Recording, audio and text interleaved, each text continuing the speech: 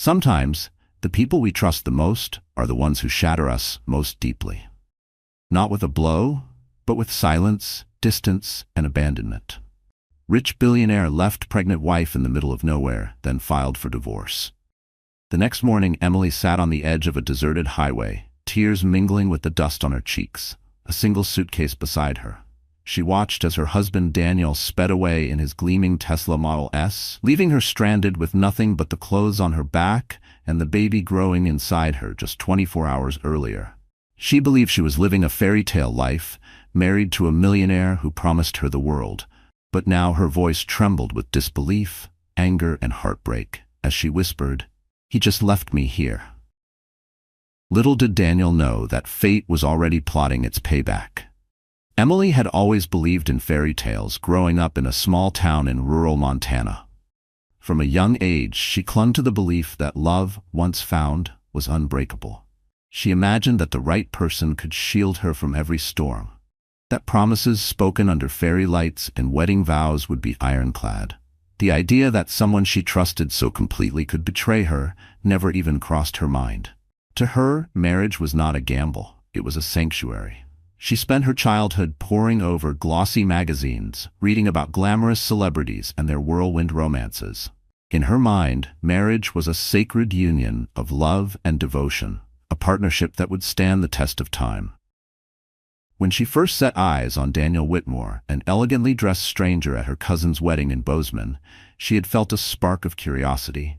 He seemed so self-assured, wearing a charcoal gray suit and an expensive watch that glimmered in the afternoon sun. His smile held promises she couldn't decode yet, but something about him pulled her in. Daniel's introduction was brief. That day, they exchanged pleasantries, clinked champagne glasses, and parted ways before midnight. But he found her phone number through a mutual friend, leaving her both surprised and secretly delighted when he called a week later. Their first official date was at a 5-star restaurant in downtown Bozeman. She arrived in a simple black dress and borrowed heels. He, in a tailored suit with a glimmering tie clip. The moment she slipped into the seat across from him, he reached for her hand. That single touch was all it took for her to tumble headlong into a world that felt far removed from her humble upbringing. In the following months, Daniel introduced her to a life of luxury she had only seen in magazines. Expensive dinners, lavish gifts, and spontaneous weekend getaways became the norm. Emily's heart soared each time he praised her beauty or slipped a new piece of jewelry onto her wrist. Yet beneath the sparkle, something about Daniel always felt guarded. She tried to shrug it off, telling herself that he was a busy entrepreneur juggling multiple business ventures. After all, he possessed a commanding presence in almost any room. People called him the Midas of real estate. The stories of his success were impressive. He had started flipping small homes in college before expanding into commercial properties across the West. By the time Emily met him, he was on every local under 40 success list. Their relationship heated up quickly. Daniel never liked small talk. Instead, he proposed sweeping ideas about the future. He wanted to marry early to have the quintessential trophy wife by his side at networking events, philanthropic galas, and industry conferences. Emily had never seen herself as a trophy. She loved reading, crocheting, and listening to country music.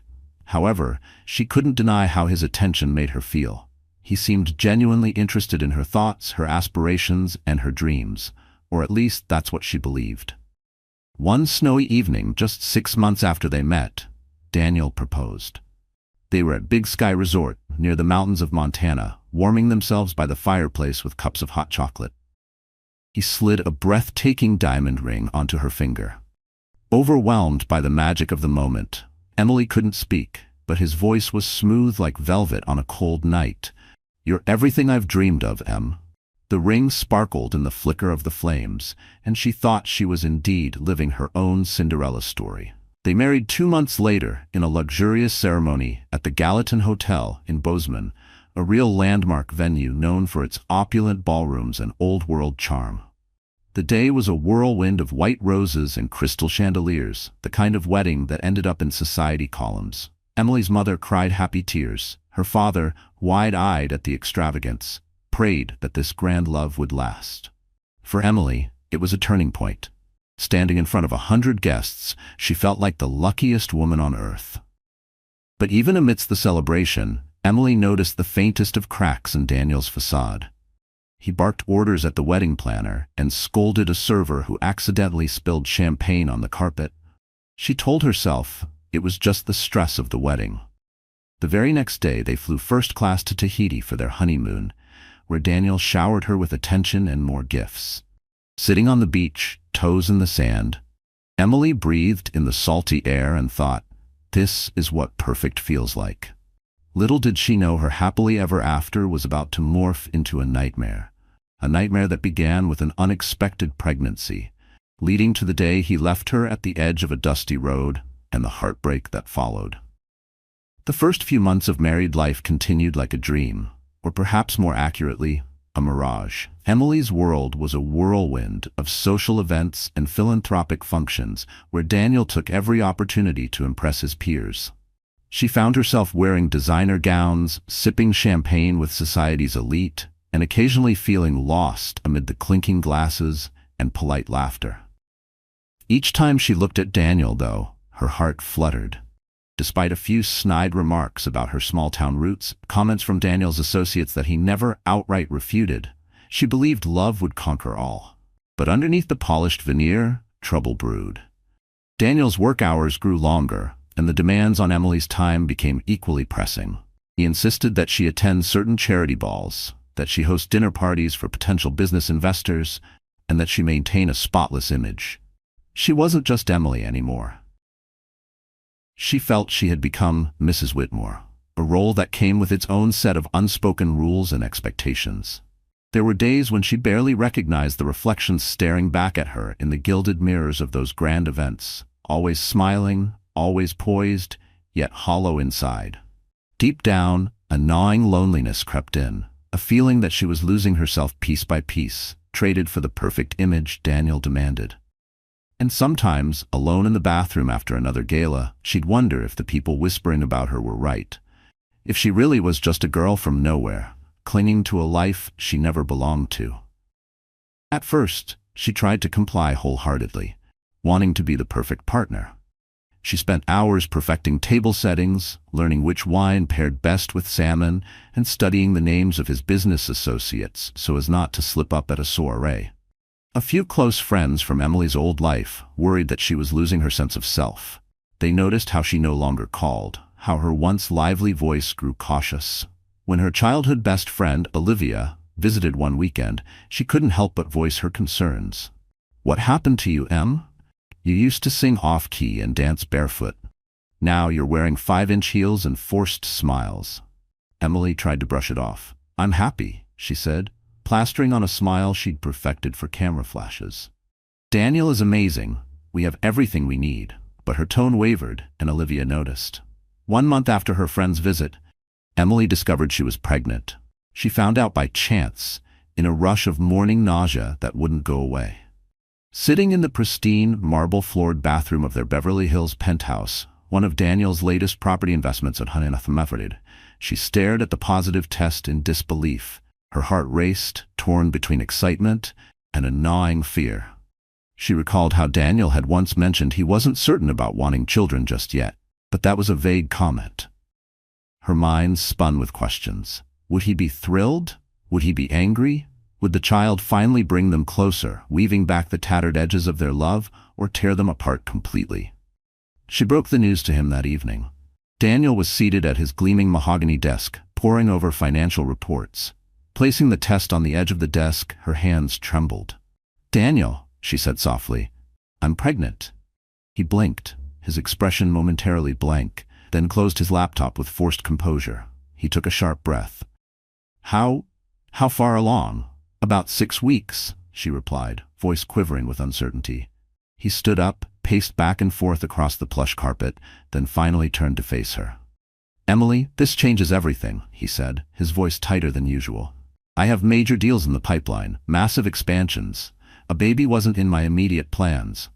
She felt a pang in her chest, but still tried to remain calm. "We'll figure it out together, right?" she asked, searching his face for a sign of empathy. He hesitated a moment too long. "Yes," he finally said, crossing the room to hold her shoulders. It's just, this is unexpected. We'll talk more in the morning.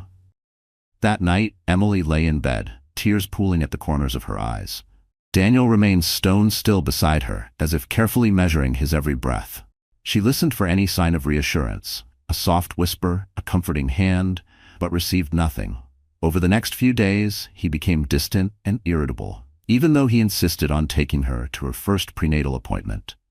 She could sense his anxiety. His phone buzzed incessantly during the ultrasound.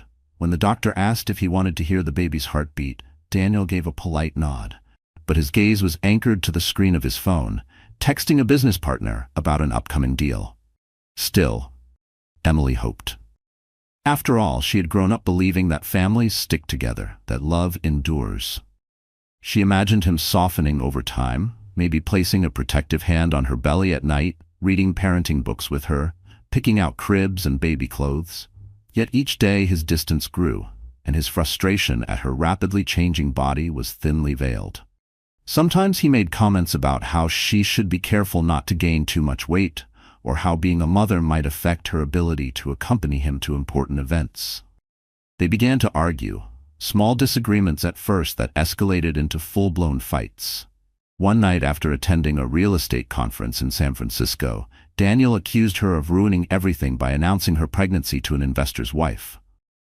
Emily, wounded, reminded him that they were married and that the baby was their collective future. He stormed out of the suite, leaving her sobbing on the couch. When he returned hours later, she was still crying, eyes puffy and red. He offered no apology, only asked her to calm down and pull it together. She silently complied, a mixture of heartbreak and confusion. Swirling inside her, though the warning signs flashed brighter each day. She clung to the idea that marriage meant weathering storms together. She never imagined the storm would culminate in abandonment, and that her faith in love and loyalty would be shattered. So abruptly, a week after the San Francisco conference, Emily woke up early to a sudden craving for pancakes. She tiptoed to the kitchen, hoping to make breakfast for Daniel to rekindle some kind of closeness. As she stirred the batter, she clung desperately to a fragile hope that maybe, just maybe, a small gesture of love could remind them both of who they once were together. With each flick of the whisk, she whispered silent prayers into the cinnamon-sweet air. She carefully whisked the batter, thinking of how her mother used to say that the secret ingredient in a good pancake was a sprinkle of cinnamon and a dash of love. She plated the pancakes with fresh berries, warmed some syrup, and carried the tray into the bedroom. Daniel was on a business call. He mouthed a "not now" and waved her away. Feeling foolish, she set the tray on a side table. His voice was edgy as he argued with whoever was on the other end of the line, talking about financial shortfalls, investor hesitations, and a pressing need to close deals fast. Emily caught snippets of the conversation: speculation, possible lawsuits, something about a sudden dip in property values. It was an entirely different world, one that she had never truly been part of. After he hung up, Daniel's shoulders slumped. He glanced at the now cold pancakes. I have a crisis to handle," he said, voice strained. "I'm sorry for being short, but there's too much at stake right now." Trying to be supportive, she leaned forward and touched his arm gently. "I understand. Is there anything I can do?" "Just let me think," he snapped, immediately pulling away. He stood up and downed a cup of black coffee, ignoring the breakfast she had prepared. "I need to clear my head," he said. "I'll be out for a few hours." Emily watched him leave, her heart heavier than it had ever felt. The pancakes, now cold and forgotten, sat as a silent symbol of all her unreciprocated efforts. Proof that love, no matter how sincere, could not bridge a gap widened by indifference. Once again, the distance between them widened, and she worried that no amount of love could bridge it. What she did not realize was that his business was teetering on the edge. Her pregnancy, an unexpected variable in his carefully orchestrated life plan, seemed to compound the stress he was already drowning in. That afternoon, Daniel returned with a surprising proposition: a weekend trip to Redwood National Park. "We need to get away," he said, forcing a smile that reached nowhere near his eyes. "I need to think, and you could use some fresh air." Emily was stunned. She recalled how he had previously dismissed any idea of a nature trip, always preferring five-star resorts and glamorous hotspots.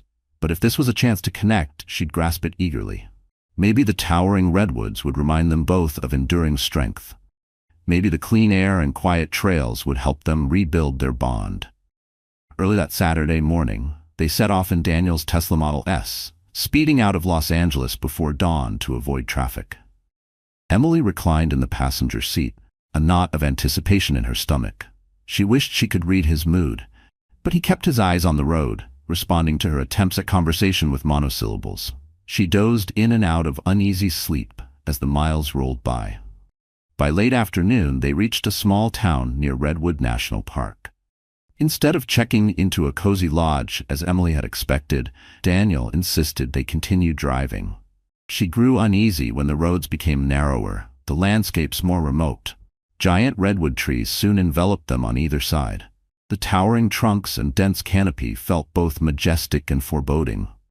"Are you sure we're going the right way?" Emily asked, noticing they had passed a sign warning that the next service station was miles away. Daniel said nothing, just tightened his grip on the steering wheel. Finally, he pulled off onto a dirt side road that led to a clearing.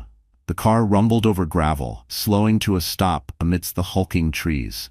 There was no sound except the whisper of a light breeze through the leaves. "Why are we stopping here?" Emily asked, her heart pounding. He took a long, deep breath, like he was gathering courage or suppressing something. "We need to talk," he announced, reaching into the back seat and pulling out her small travel bag. "Get out." Feeling an icy tremor of dread, Emily opened the passenger door. The immediate smell of damp earth and pine filled her senses. She noticed there was no one else around. No rangers, no hikers, not even a single passing car. Daniel dropped her bag onto the dirt and stared at her. For a moment, his expression was unreadable. "I have to go," he said, voice unexpectedly calm. "You have to go?" Emily repeated, her mouth dry. She waited for him to explain, to say this was a pit stop or part of some odd plan, but the pit in her stomach told her something else was happening. Without looking at her, Daniel slid back into the driver's seat and revved the engine. Panic roiled inside Emily.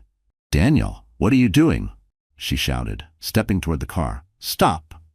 But he pressed the accelerator. The tires kicked up gravel. She jumped back to avoid being hit, her eyes stung with tears, and her pulse thundered in her ears. Within seconds, the Tesla vanished around the curve of the dirt road, leaving behind a cloud of dust that stung her nostrils. She stood there pregnant and utterly alone, her mind reeling. "He can't really be leaving me here," she thought, refusing to believe it. The only sound was the faint chirping of birds in the canopy overhead.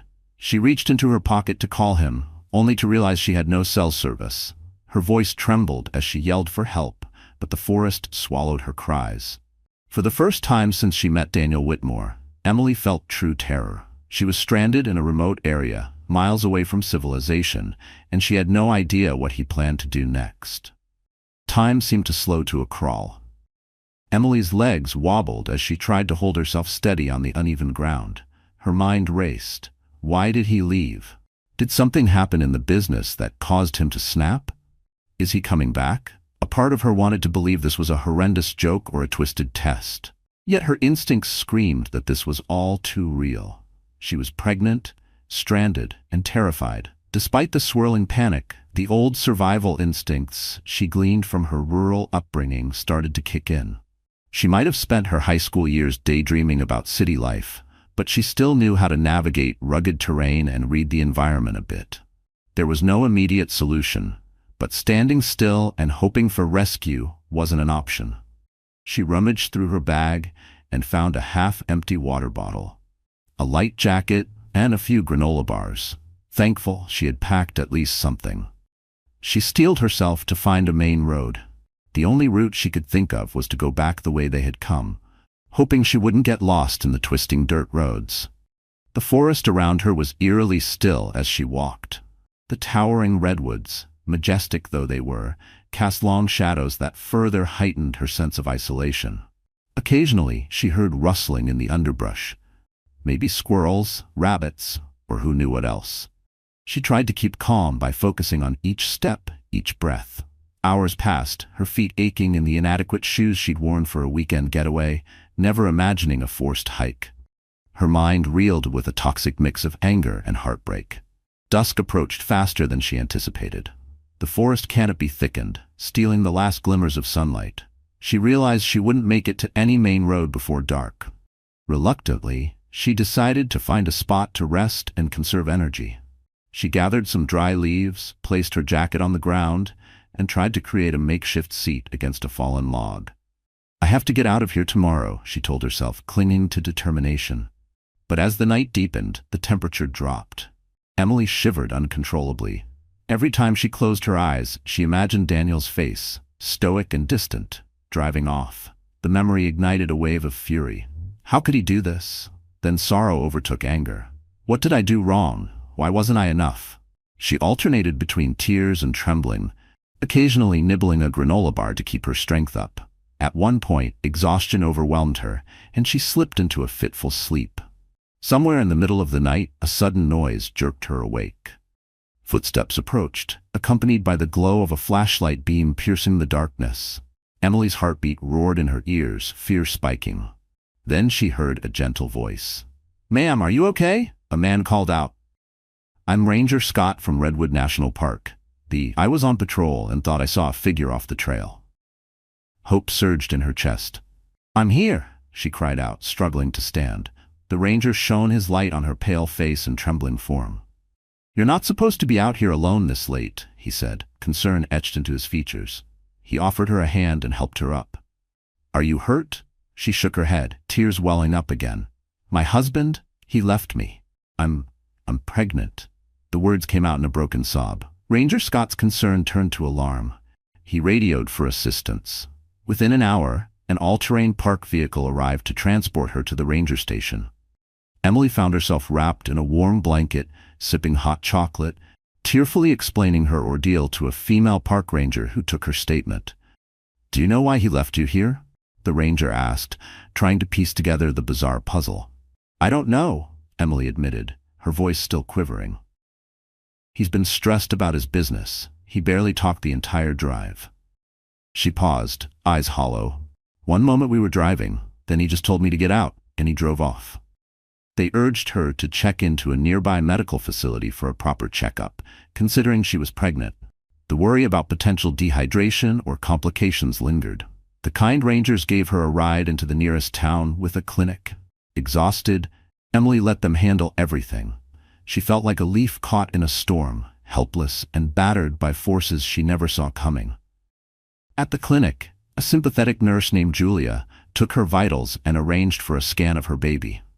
Emily's eyes stung with tears when she saw the little shape on the ultrasound. At least her unborn child seemed unharmed, even though her body still shivered from the night's cold. Relief flooded through her for that one blessing. While waiting in the lobby after the exam, Emily borrowed a phone from the receptionist and tried calling Daniel. No answer. She left messages, texts, and emails that would go unanswered. It wasn't until dawn that she discovered through a frantic call to a mutual acquaintance the shocking truth. Daniel had returned to Los Angeles at sunrise and had already filed for divorce. Emily stared at the phone in disbelief. The voice on the other end belonged to Gregory Hayes, a junior associate at Daniel's real estate firm, who had always been cordial to her at parties. He was breathless with shock. "I don't know what happened, Emily, but Mr. Whitmore flew back in early this morning. By 9 o'clock, the entire office was talking about how he filed for divorce. No one even knew you two were having problems." Her thoughts reeled. Within the span of 24 hours, she had been abandoned in a forest, discovered by a park ranger, and now learned that her husband of less than a year had filed for divorce. It felt like being struck twice by the same cruel lightning. Once when he left her by the trees, and now with the cold finality of legal papers. A deep, raw hurt burrowed into her chest, more vicious than anything she had ever known. Pregnant or not, he's done with me. The cruelty of it stung like a physical blow. She tried to gather herself, pressing a shaky hand to her abdomen. "Gregory, please, can you at least tell me if my things are still in the penthouse?" Gregory paused. "I'm not sure, Emily, but rumor has it that Mr. Whitmore changed the security codes. He's telling people you'll be served with papers soon. It felt like the floor had vanished beneath her. She realized she had no home to go back to, no stable ground. But overshadowing her personal loss was the fear for the baby. She pressed her hand to her belly, whispering, "I have you, and that's what matters." The kind staff at the clinic helped arrange a motel room for her in the nearest town, courtesy of a small voucher program the hospital ran for patients in need. The accommodations were modest: a single bed, a worn armchair, and a flickering TV. But after the night she'd had, it felt like a palace. She collapsed onto the bed, exhaustion claiming her. If not for her baby's presence, she might have sunk into a dark, bottomless despair. Even as she curled up on the thin mattress, a part of her wanted to scream into the darkness, to rage against the unfairness of it all. But the weight of the tiny heartbeat within her anchored her to this new reality. She reached for her phone once, thinking of calling her mother. But shame crept in. What would she say? That her fairy tale life was a lie? That she'd ignored the warnings, the red flags, just to wear the crown of someone else's kingdom? Her thumb hovered over the call button, then slowly fell away. Not tonight. Not like this. She had to survive for this child. By the next morning, word had spread about her predicament. Rumors started swirling, even in Redwood National Park's tight-knit neighboring communities. A local news reporter caught wind of the story, though not all the details were accurate. Someone had spotted a wealthy man in a fancy electric car driving at breakneck speed away from the park. Another local had seen the park rangers escort a distressed pregnant woman to a clinic. The puzzle was too tantalizing for the gossip mill to ignore. Emily cringed at the thought of her shame becoming a local spectacle. Still, she had no time to dwell on embarrassment. She needed legal counsel fast. She called every number she could think of. The first few lawyers she reached wanted retainers she couldn't afford. Then, through a stroke of luck, she found a small law firm in the area that specialized in family law and took on pro bono cases for those in dire need. The firm, Quinton Farley, wasn't on par with the massive corporate law offices that Daniel had at his beck and call, but it was her only hope. That same afternoon, she arrived at their office, a converted Victorian house with creaky floors and a friendly receptionist. There, she met Harriet Quintance, a silver-haired, soft-spoken attorney with eyes that radiated kindness but also intelligence. "So you're telling me," Harriet began after hearing a summary of Emily's plight, "he abandoned you in the forest and filed for divorce immediately after?" "Yes," Emily croaked, tears threatening to spill. "I don't know where else to turn." Harriet's eyebrows furrowed. "This is highly unusual, not to mention morally reprehensible. We can certainly file for a protective order, demand spousal support, and ensure you receive what you're entitled to, especially considering you're pregnant." Emily felt a surge of gratitude. Finally, she had a lifeline. But Harriet wasn't done. She leaned back in her chair, tapping her pen thoughtfully. "Do you have any assets in your name? Any property or joint accounts?" Embarrassment twisted Emily's stomach. "Not really.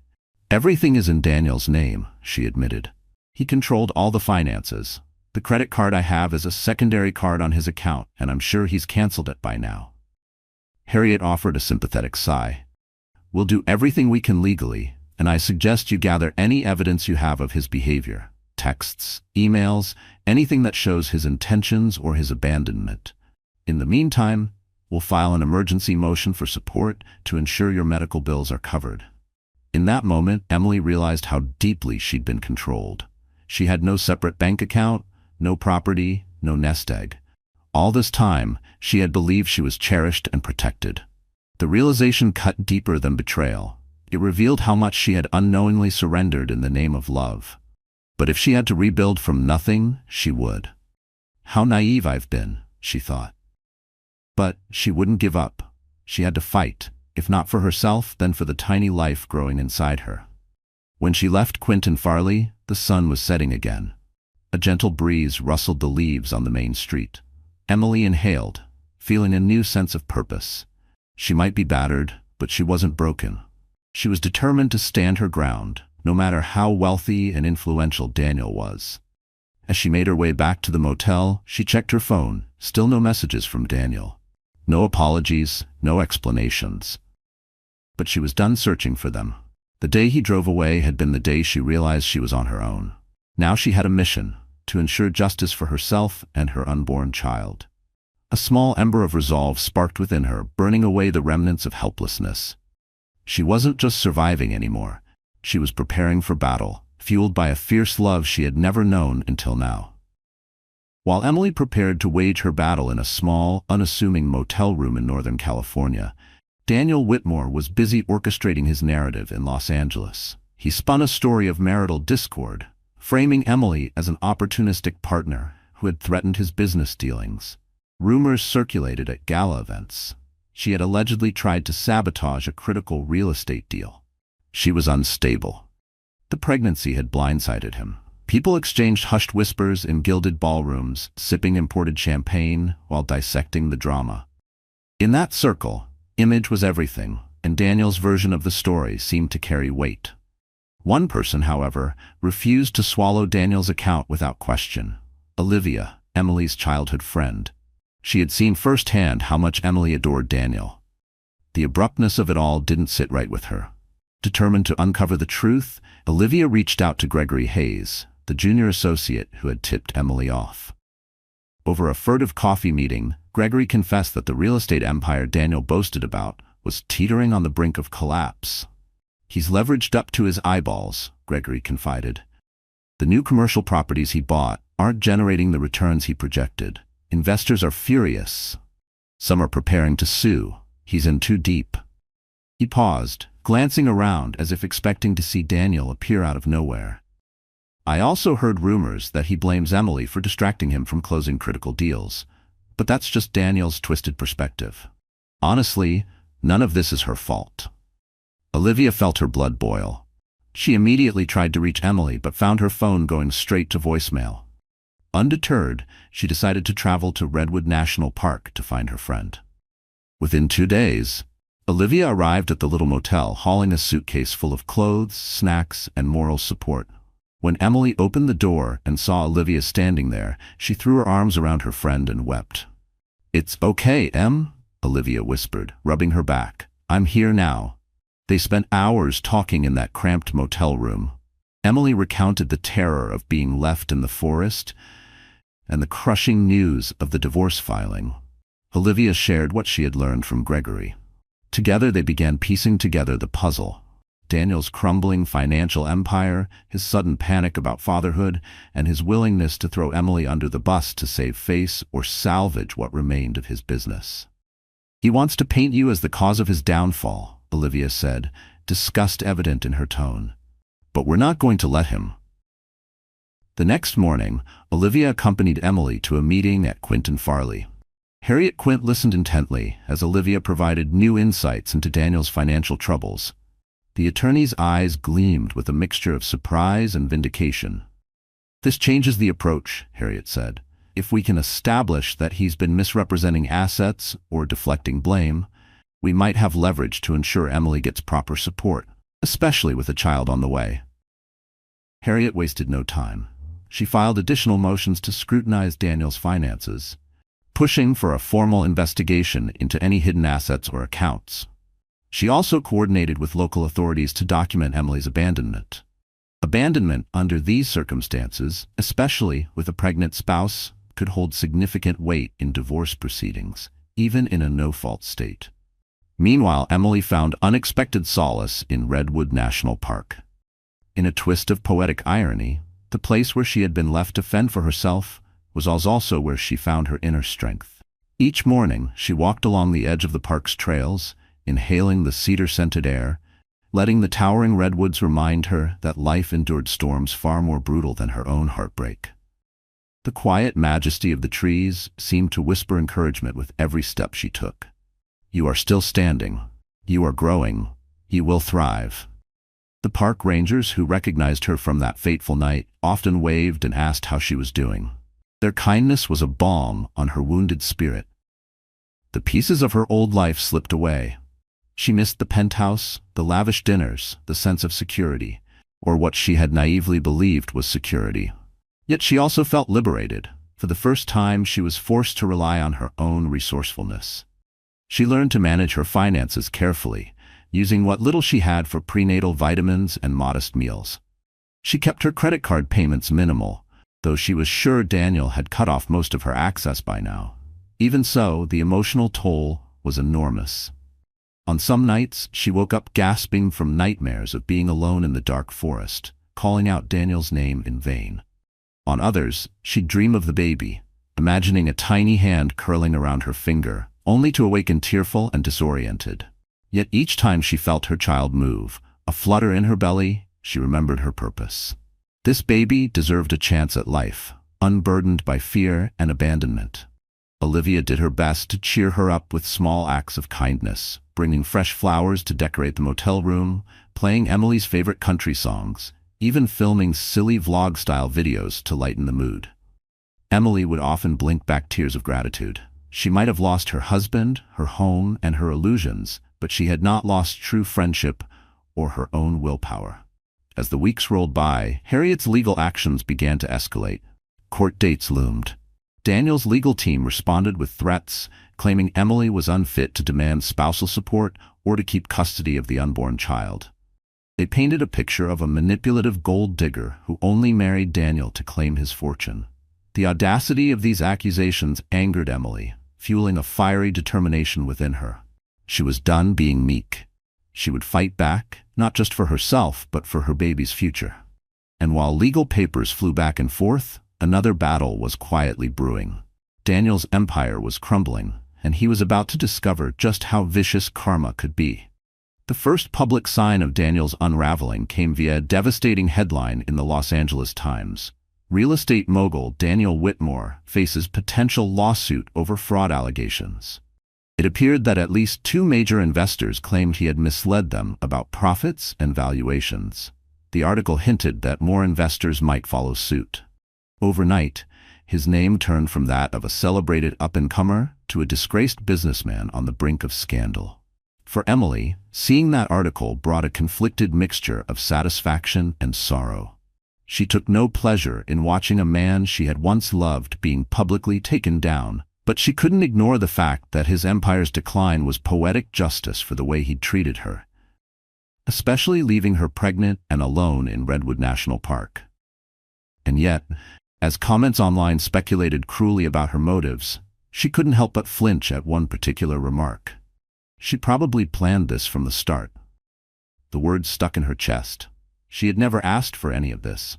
Still, some shadows of old doubts resurfaced, whispers she'd overheard at galas, murmurs that she was a pretty distraction, not a real partner. Now those whispers were headlines. Meanwhile, Harriet Quint pressed forward with the legal case against Daniel. She wrote letter after letter to his attorneys, demanding to know how he planned to provide for his pregnant wife. Yet the only response from Daniel's side remained combative. They insisted Emily was no longer a relevant party, a phrase so callous it left Emily stunned. Then one day, Harriet received a tip from a contact in the real estate world. Daniel was preparing to liquidate several properties under his name, possibly to stash away any proceeds and keep them out of reach during the divorce. In a race against time, Harriet filed an emergency injunction, hoping to freeze his assets and ensure Emily's rightful share wouldn't vanish. As the legal drama intensified, Emily's personal life took an unexpected turn. She had managed to find a short-term administrative job at a local nonprofit that assisted underprivileged families. It didn't pay much, but it provided her with a sense of routine and purpose. The staff welcomed her warmly, and she often found herself connecting with struggling mothers who recognized her own quiet determination. She kept her situation private, not wanting to gossip about her estranged millionaire husband. Instead, she focused on the tasks at hand, drafting proposals, organizing small charity events, and found solace in helping others. The Redwood community embraced her too. She made new friends who didn't care about her connection to wealth or status. An older couple who ran a diner near the motel, Mr. and Mrs. Thompson, treated her like family. She began to feel that perhaps this quiet, grounded life was more real than the glitz and glamour she'd left behind. One crisp morning, while sipping tea at the diner, Emily got a call from Harriet's office. The tone of Harriet's voice signaled that something big had happened. "He wants to propose a settlement," Harriet announced. "Daniel?" Emily asked, nearly dropping her cup. "Why now?" Harriet explained that Daniel's lawyers had reached out with a preliminary offer.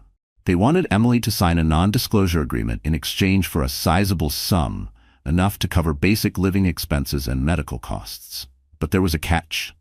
The settlement demanded that Emily relinquish any claims to Daniel's current or future assets, accept a no-contest divorce, and most horrifically, renounce parental rights to the child once it was born, if Daniel chose to claim custody later. Emily's stomach turned.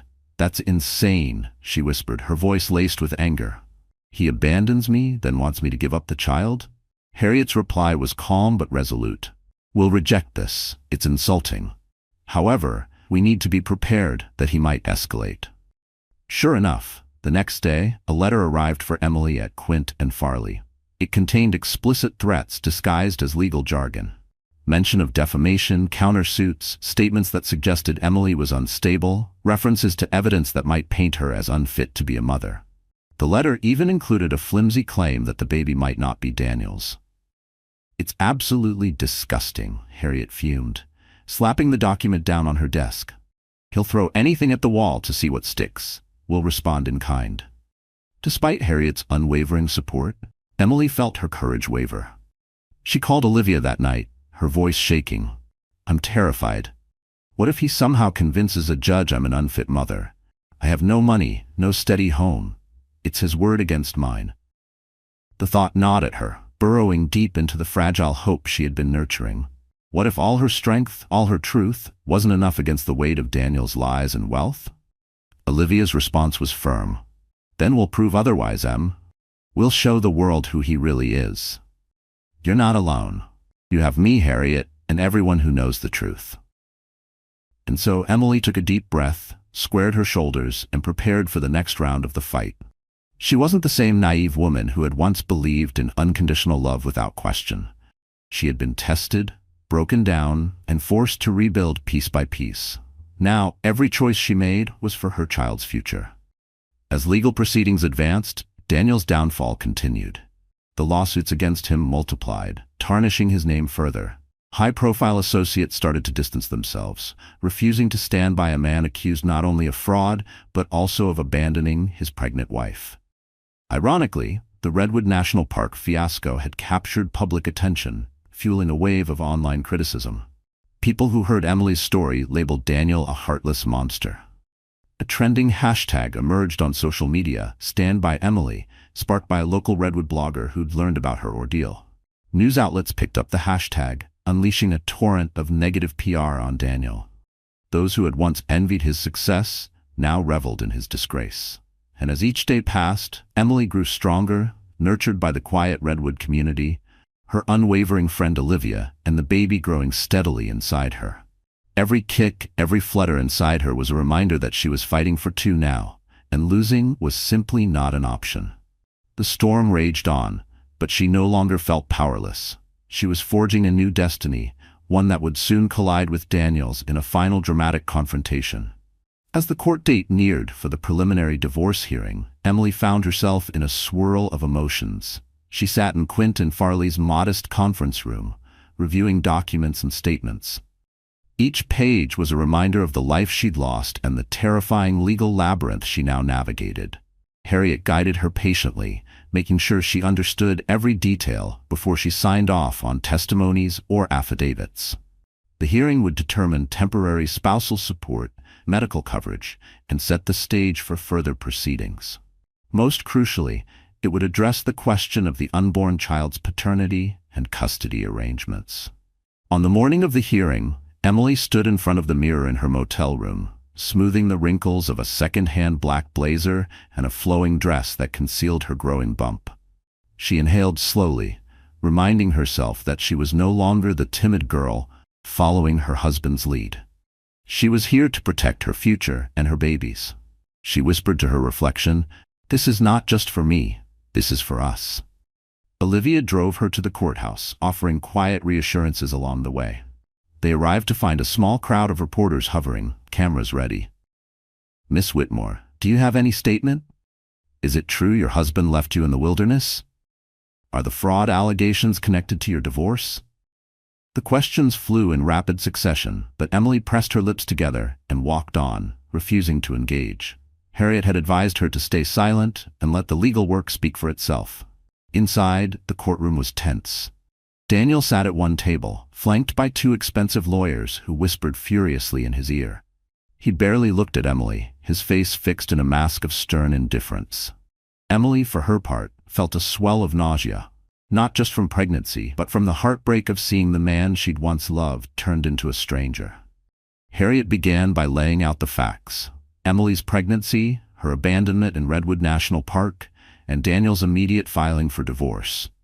She presented medical records confirming the pregnancy, the ranger's report detailing Emily's rescue, and the timeline that painted a stark picture of intentional desertion. Daniel's lawyers attempted to flip the narrative. They argued Emily was unpredictable, that she had threatened Daniel with baseless demands upon discovering she was pregnant. They even insinuated that the baby might not be Daniel's, calling into question Emily's fidelity. Harriet swiftly countered by pointing out that no evidence supported these claims.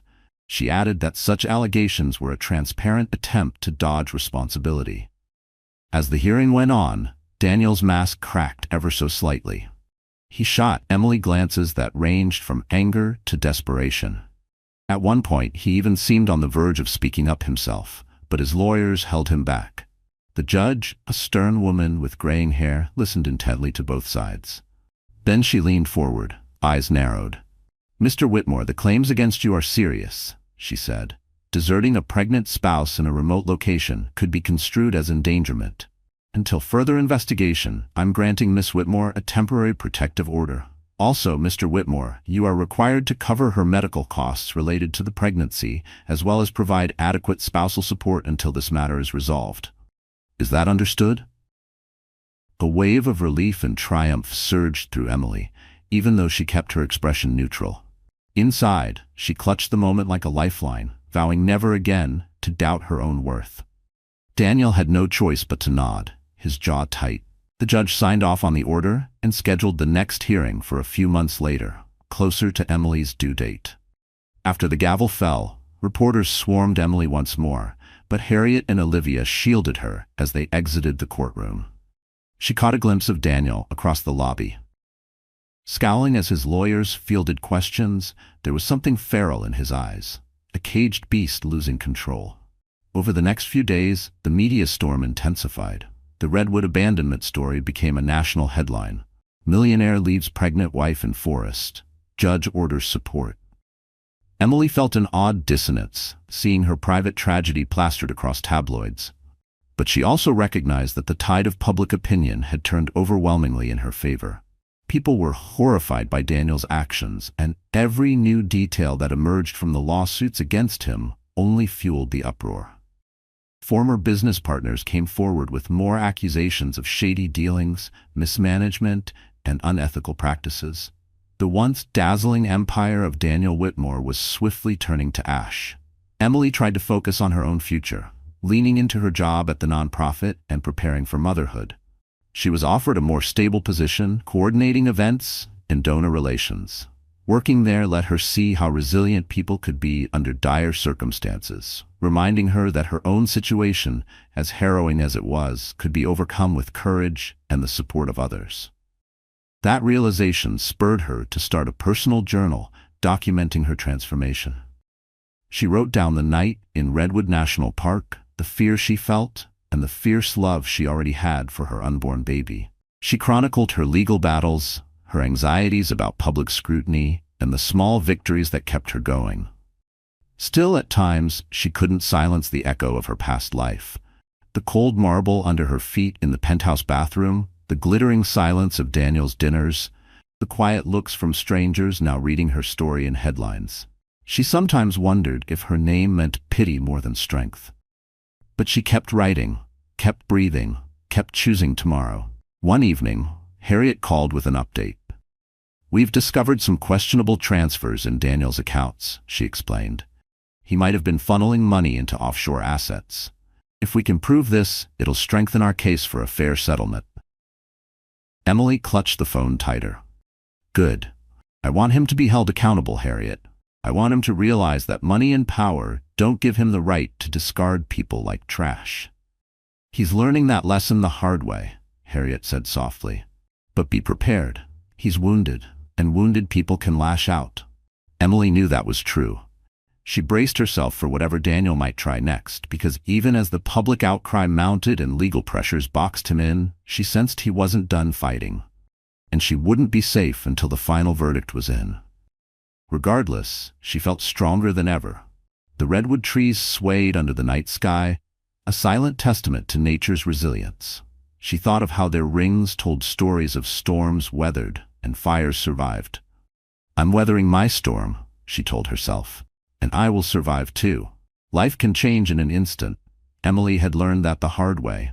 But in the months following the preliminary hearing, she discovered that life could also change through small, persistent steps forward.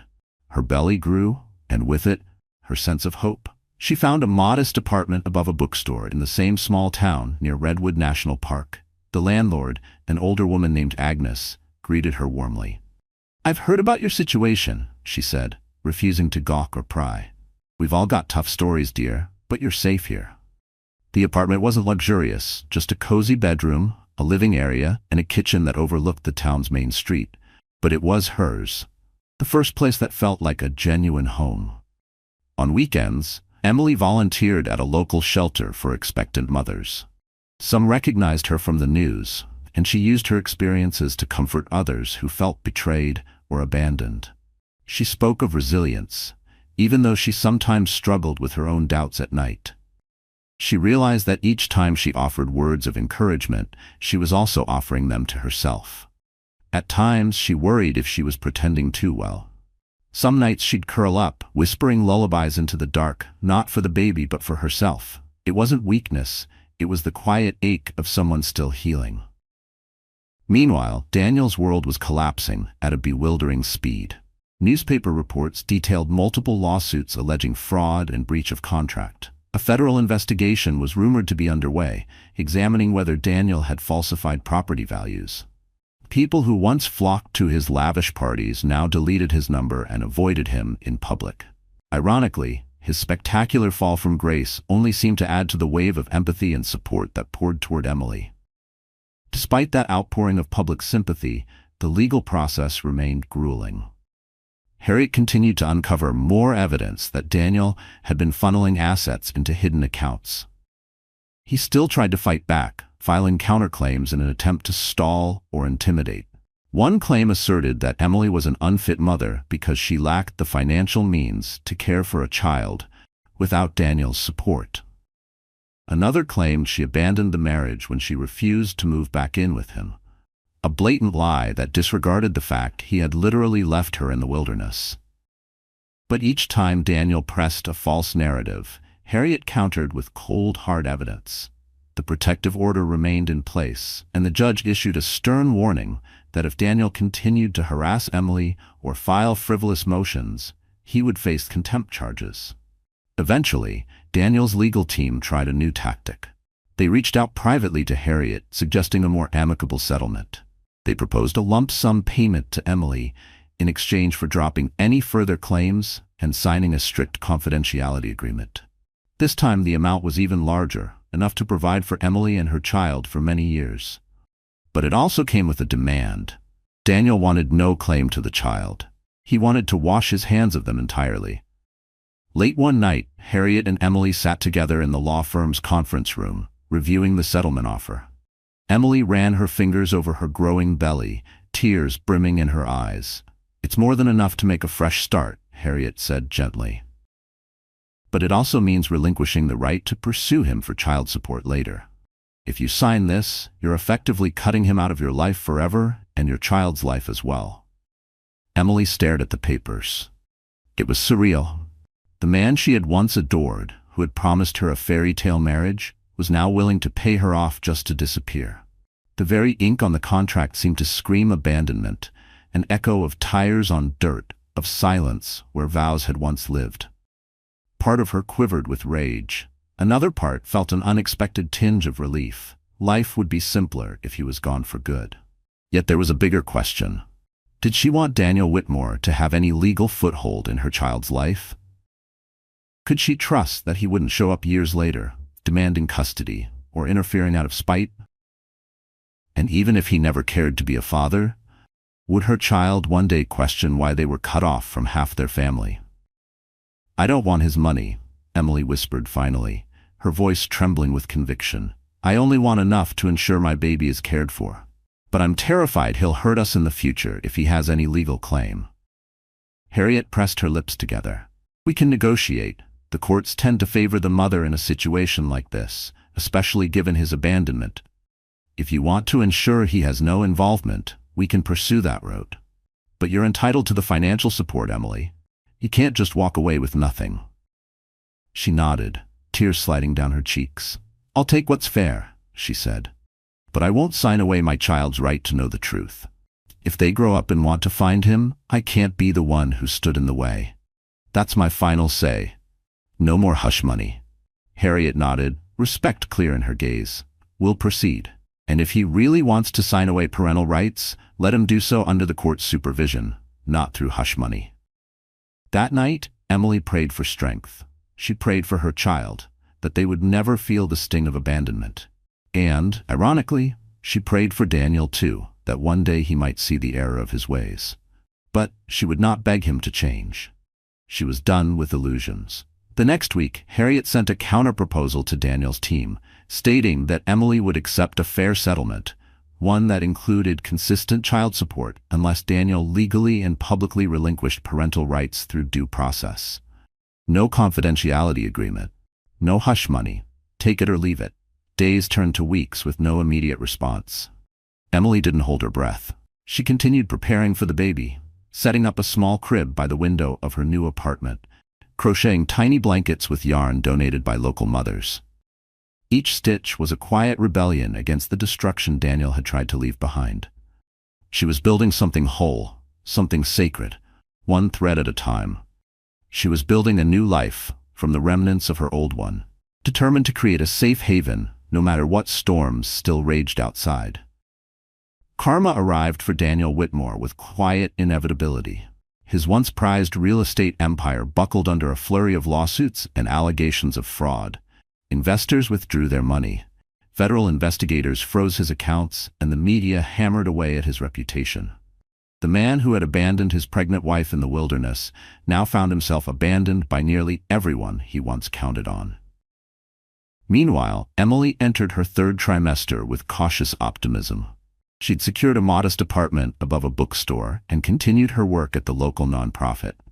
The Redwood community rallied around her, providing emotional support and small tokens of kindness. Though she kept up with the legal proceedings thanks to Harriet's diligent efforts, she tried not to let them overshadow her preparations for motherhood. Then, late one stormy night, Emily went into labor. Olivia rushed her to the hospital, where a challenging but successful delivery ended in the cry of a healthy baby boy. Holding him in her arms, she felt a flood of relief and unbreakable love. Shortly after the birth, Daniel attempted to visit the hospital, possibly to polish his image or cling to some paternal claim, but the protective order kept him out. Within days, Harriet arrived with news that Daniel had officially relinquished his parental rights and finalized the divorce settlement. Perhaps it was a desperate move to avoid further legal trouble, or maybe the gravity of his wrongdoing had finally sunk in. Either way, he made no further attempts to contact Emily or his child. With that, the chapter of Daniel Whitmore came to an end. Emily took her son home to a new life, free from the shadows of deceit. She had discovered her own resilience and reclaimed control of her destiny. While Daniel's name continued to surface in scandalous headlines, she no longer felt any fear or regret, only a deep gratitude for her second chance. The redwood trees stood tall outside her window, reminding her that even the fiercest storms eventually pass, leaving growth and renewal in their wake. And so ends the tumultuous tale of a millionaire who left his pregnant wife in the middle of nowhere, only to see his empire crumble under the weight of betrayal and deceit. Life granted Emily the sweet reward of a fresh start, wrapped in the miracle of her baby boy's smile, and showed Daniel that no amount of money could shield him from accountability. Dear friend, Sometimes life doesn't crumble to punish us. It crumbles to reveal the strength we forgot we carried. Emily's journey reminds us of a timeless Stoic truth. We cannot control what others do, only how we respond. Betrayal, loss, abandonment, none of these could break her spirit. Instead, they forged it into something unshakable. When the world turned its back, she chose to stand taller. She chose love over bitterness, hope over fear. Remember this: storms don't last forever, but the courage you show in surviving them will define you for a lifetime. If this story touched your heart, we'd love for you to like, share, and subscribe to our channel. It helps us reach more souls who need a reminder that no matter how dark it gets, resilience always shines through.